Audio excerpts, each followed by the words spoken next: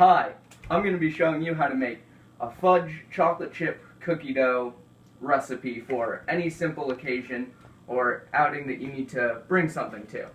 What you're going to need is a stick of butter, vanilla, milk, peanut butter. You can use either make your own cookie dough or you can buy store-bought cookie dough, doesn't really matter. Chocolate chips, any kind, and powdered sugar. What you're going to want to do first is take a pan, put on the stove low heat, then take your peanut butter, measure out with a measuring cup about 6 ounces.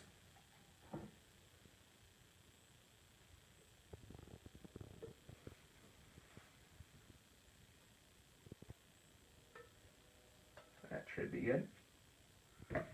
Then you're going to want to take your butter,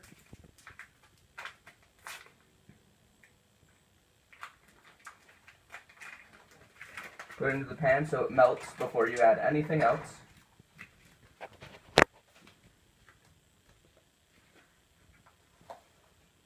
A stick of butter into the pan. Then you're going to want to wait for that to melt.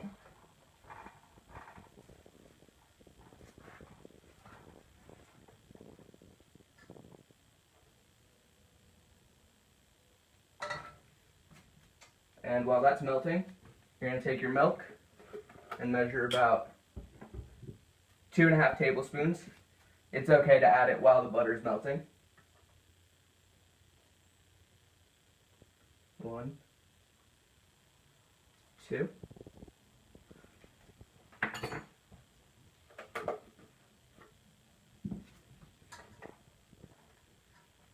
going to chop the butter up a little. This helps so that the butter melts a little faster with it in small chunks instead of having to melt a large full stick of butter. So we're just going to wait for that to melt, and while that is melting, we're going to take a pot of water, put that on about medium-high, and we're going to take our chocolate chips. You can add about 1/4 cup of chocolate chips.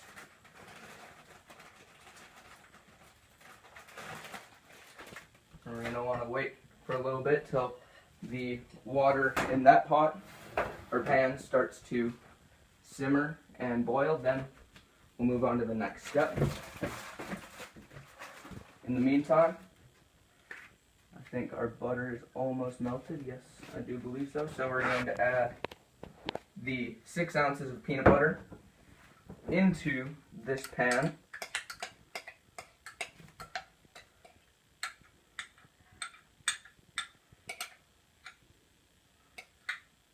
I'm going to try and scoop a little more out of this container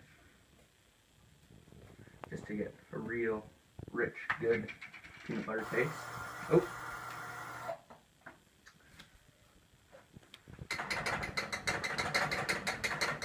The timer there was I pre-made some of the cookie dough to move on to the next step with that. Come on, there we go. So now we're going to mix this, and when mixing this, you want it, once the butter fully melts, I still have a few chunks in here, but when the butter fully melts, you want it to be kind of a rich, creamy texture. Still have some chunks of butter in there, but that's fine. Leave it on the low heat. Then you're going to take your vanilla, and I'm going to get a fresh spoon. Add about a tablespoon of vanilla. Let me do that over the pot so I don't make a mess. Pour that in. Now you just want to stir that. It smells really good. Too bad you guys can't smell that at home. But okay, so we want that to be rich, kind of creamy. Stir all the butter in so there's no lumps.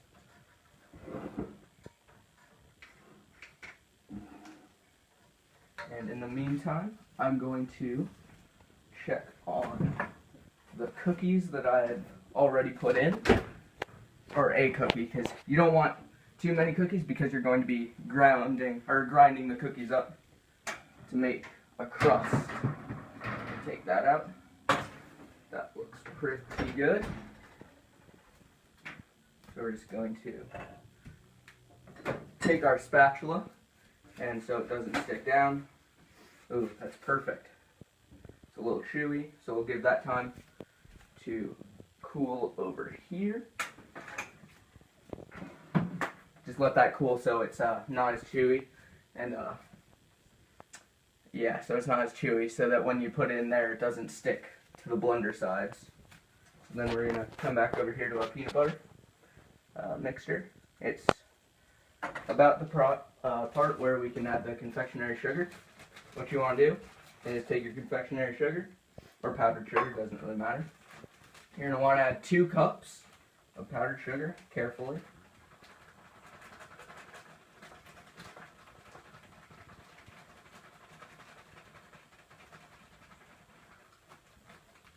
Measure that off a little more in there.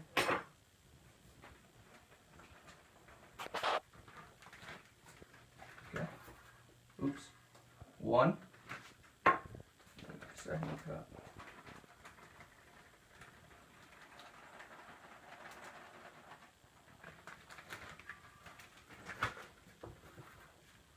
2. Now we're going to mix this in so that there's no lumps and a grainy texture left in here. As you can see, it's starting to conglomerate into chunks. So we're just going to leave that on the heat, and whew, a little mess, but that's fine. Let that get nice and evenly mixed together so that it's not chunky. So we'll leave that on the heat to unchunkify, and now the water is ready, so we can put our chocolate on there. Melt that down a bit. We're gonna turn this off so that you don't burn the chocolate, and just take it off there and let the steam of the water heat up the bowl that the chocolate is in. We're just going to mix that in. Now you're going to, while that is melting and that is melting, check on the cookie. That's it's good right there. It's not too chewy right now. So you're going to take your mixer, take the cookie. You want to make rather large cookie sizes, just so it can blend down to a decent size. We're going to put all that in there. There's a spatula there.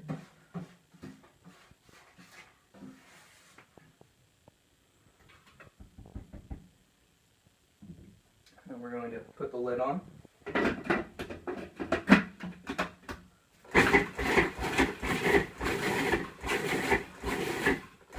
Just blend it down to, you don't want it to be perfectly pureed or perfectly just sand. You want it to have some larger chunks in there. And if we look at that, we can see there are some larger chunks in there. So that's decent right there. We'll take the blade out. Now you're going to want to take a circular pie pan. I already have some cookies crumbled up in there. So I'm just going to add this. And knead this down to form almost like a crust, and then we'll pour the peanut butter on top of this. So let's check on the peanut butter. Yeah, it's getting there. A few more minutes on there.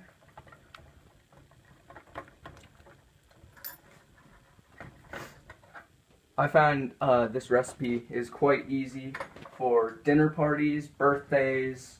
If you're going on a picnic, you can easily just cut this into pie-shaped pieces or just crumble it up. Makes good gifts for any occasion, really.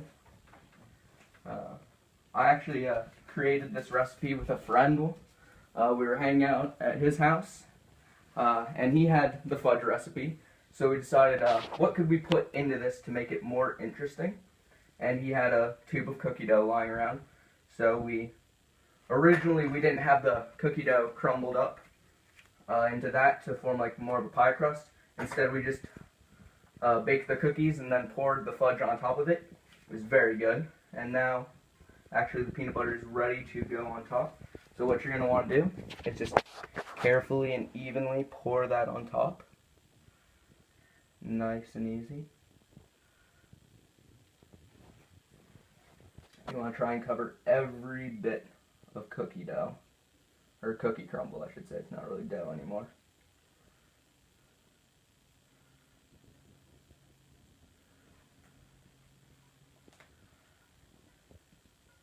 Try and get every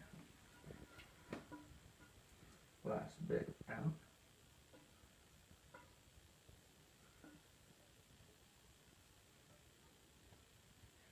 Okay, that's good. Now you're going to want to take this, kind of give it a little shake, slam it down so that it evenly distributes across the cookie crumble. Then let's check on the chocolate. We have melted perfection for the chocolate, so what you're going to want to do is take the pan over here where you're working. Actually, I'm going to move this and put it here. And do not pick up the bowl because it will most likely have the hot water on it, so you do not want to burn yourself. You're just going to take a spoon and nice and easily drizzle it over top. You can, if you want, just put a whole layer. If you melt it down enough, you can just put a whole layer of chocolate, but I don't think that really improves. I think it kind of takes away from it. It makes it too chocolatey. You want some chocolate, but you want the peanut butter and the cookie to be the prominent thing. So that's good right there. Now I'm just gonna let that rest a bit. Then we're going to put this in the fridge. Or first, you're gonna want to take saran wrap or tin foil and cover it. So I'm gonna do that really fast.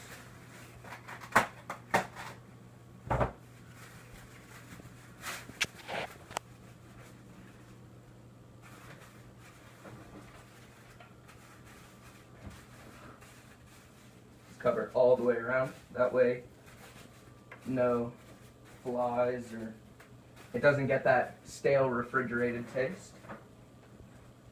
Now I'm just going to put this carefully in the refrigerator, and I'm going to take out the one I made earlier so I can show you what that looks like. So let's put this in the fridge. It's going to need to cool for about 30 minutes to almost an hour, just so it gets hard enough and so that the cookie stays attached to the peanut butter itself. And if we look at this one, oh, I didn't leave this one in long enough, but you can kind of see that eventually, oh yeah, nope, that's no good, but once this cools enough, you will be able to cut into it and it will be a hard on top, and most of the peanut butter will have seeped down into the cracks of the cookie, holding the cookie on top. And if you really wanted to, you could flip it upside down and have the cookie be on top so that you don't have the crumbles on the bottom. I find that is usually easier for me. So I hope you all enjoyed this video, and have a nice day.